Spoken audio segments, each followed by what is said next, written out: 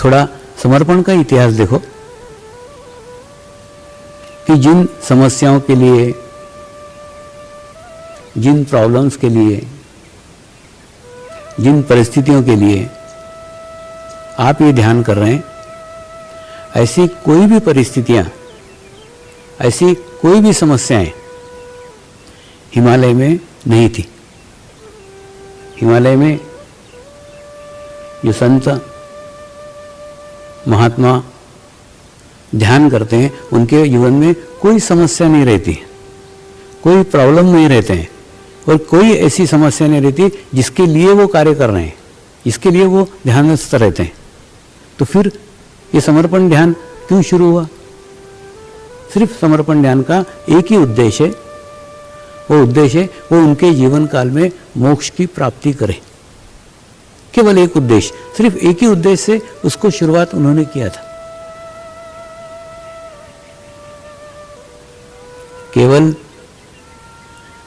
मोक्ष के एक ही उद्देश्य से हिमालय में ध्यान की पद्धति उन्होंने शुरू की थी।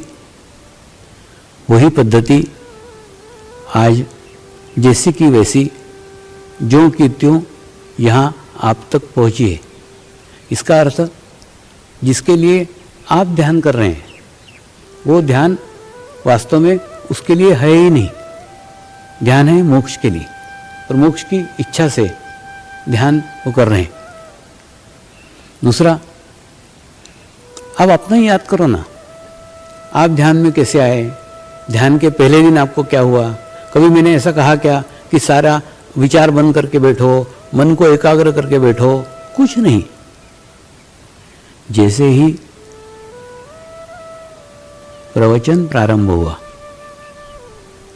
प्रवचन प्रारंभ होने के बाद में जो शब्दों के रूप में चैतन्य बाहर निकलना प्रारंभ हो गया, परमात्मा प्रकट हो गया, और परमात्मा प्रकट होने के बाद में शरीर का नियंत्रण पूर्णतः आत्मा के अधीन हो गया, और आत्मा ने परमात्मा को पहचान लिया।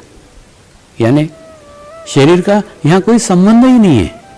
अब बेकार में शरीर के ऊपर नियंत्रण करने का कोशिश कर रहे हैं, विचारों पर नियंत्रण करने का कोशिश कर रहे हैं। ऐसी तो शुरुआत हुई नहीं थी। अब तो शुरुआत का पहला ही पाठ भूल गए। पहला ही पाठ ये था, कुछ नहीं था।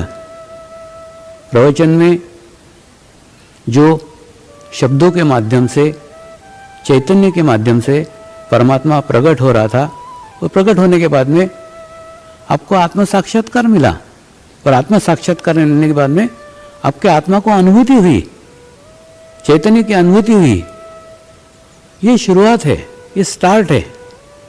तो जो आपकी शुरुआत ही ऐसी हुई है, तो आप कहाँ उस मन की एकाग्रता और विचारों के नियंत्रण, उसमें कहाँ चले गए? एकदम गलत रास्ते पे चले गए। तो वापस आओ।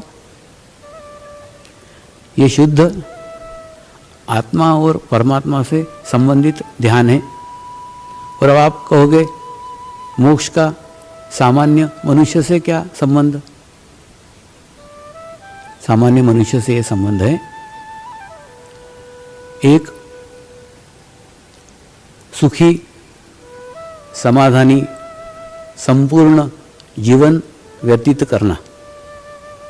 बचपन से धीरे धीरे धीरे धीरे धीरे धीरे करते करते वहाँ तक पहुँचते हैं। बचपन में मैंने केवल अपने आप को आत्मा समझा।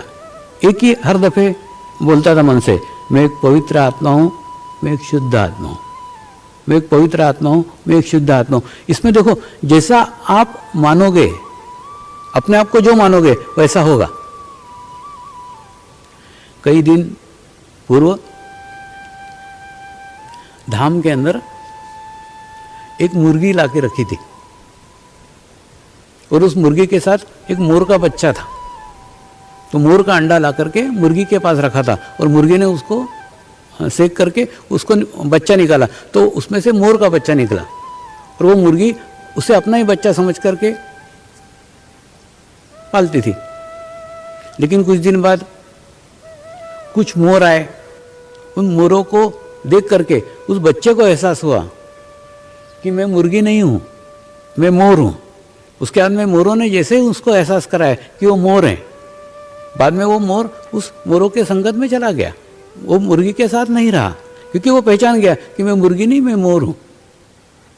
ठीक उसी प्रकार से आपको आत्म साक्षात्कार मिल करके, आपको अनुभूति होने के बाद में आपने पहचान लेना चाहिए कि आप मुर्गी नहीं, आप मोर हैं, लेकिन आप उसको भूल गए। आत्म साक्षात्कार मिलना, देखो जितने भी क्रिया कर्म कांड जितने ही चल रहे हैं ना, जितने आध्यात्मिक प्रयत्न चल रहे हैं, प्रयास चल रहे हैं, उन सब का उद्देश्य, आखिरी लक्ष्य आत्म साक्षात्कार पाना है। और वही आत्म साक्षात्कार आपको सर्वप्रथम मिल गया है, और सर्वप्रथम मिलने के बाद में फिर भी आप भूल गए। तो पहली बात तो ये शरीर के प्रयास छोड़ दो, शरीर के प्रयत्न छोड़ दो, और प्रयत्न छोड़ करके फिर उसी बात के ऊपर आओ कि आप एक पवित्र आत्मा हैं। आप जैसा अपने आप को मानोगे वैसा होगा।